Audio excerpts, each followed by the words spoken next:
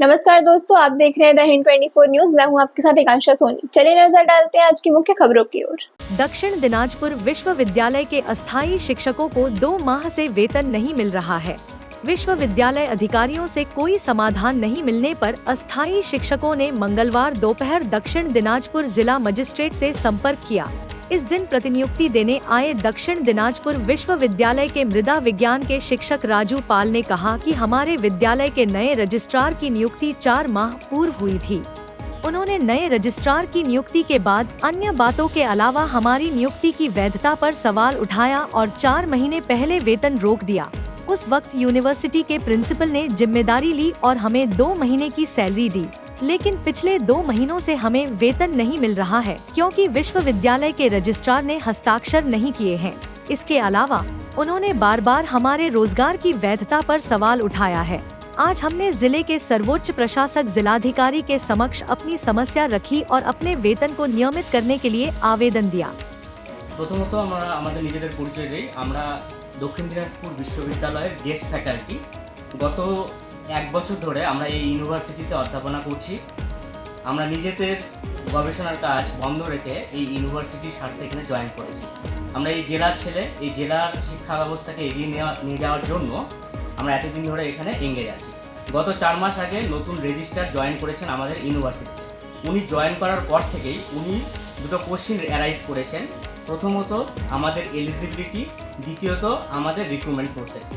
তো এর জন্য উনি আমাদের স্যালারিতে সাইন করছে না, যে রিমিউনারেশন আমরা পাই তাতে সাইন করেননি উনি। কিছুদিন বাদে গত 2 মাস আগে ভিসি স্যার নিজের পাওয়ারের ইউজ করে উনি আমাদের সেই সমস্যার সমাধান করেছিলেন। বর্তমানে আমরা গত 2 মাস ধরে আবার সেই প্রবলেম ফেস করছি। আমাদের যে রিমিউনারেশন সেটা আটকে আছে। এবার যখন আমরা ভিসির কাছে জানতে চাই, তো উনি বলছেন যে যতক্ষণ না পর্যন্ত রেজিস্টার সাইন করছেন আমরা কিছু পাবো না, আমাদের রিমিউনারেশন পাবো না। তো ওনার কাছে আমরা এখন জানতে চাইছি আমাদের ক্ল্যারিফিকেশন দেওয়া হোক, যে আমরা আমাদের ভ্যালিডিটিকে ক্ল্যারিফিকেশন দেওয়া হোক। আমরা আজকে ডিএম এর কাছে এসেছি কারণ উনি হেড অফ দ্য ডিস্ট্রিক্ট। তো ওনার কাছে আমরা জানতে চাইছি যে এই জেলার স্বার্থে যে ইউনিভার্সিটি চলছে সেখানে আমাদের মতো গেস্ট ফ্যাকাল্টিরা যদি করানো বাদ দিয়ে দেয় তাহলে হয়তো সেই ইউনিভার্সিটি অচলাবস্থা সৃষ্টি হতে পারে। তো হেড অফ দ্য ডিস্ট্রিক্ট হিসাবে ডিএম ইন্টারভেনশন করুক, যে আমাদের ইউনিভার্সিটিতে যে পরিস্থিতি চলছে সেটাকে কীভাবে রিসলভ করা যায়। আমাদের ভ্যালিডিটিকে ক্ল্যারিফিকেশন দেওয়ার মাধ্যমে আমরা আয়দার এখানে কন্টিনিউ করব আমাদের অধ্যাপনা, অথবা আমরা ছেড়ে দিয়ে আমাদের নিজেদের কাছে নিজেদেরকে মগ্ন করব। আমার নাম রাজু পাল, রাষ্ট্রবিজ্ঞান বিভাগ, দক্ষিণ দিনাজপুর বিশ্ববিদ্যালয়। আপনাদের বেতন যদি ঠিকমতো না দেওয়া হয় তাহলে কী করবেন পরবর্তীতে? আমরা প্রথমত জানতে চাইছি যে আমাদের বেতনের থেকে বড় কোশ্চিন যে আমাদের এলিজিবিলিটি এবং আমাদের ভ্যালিডিটি, যে কোশ্চিনটা উঠেছে।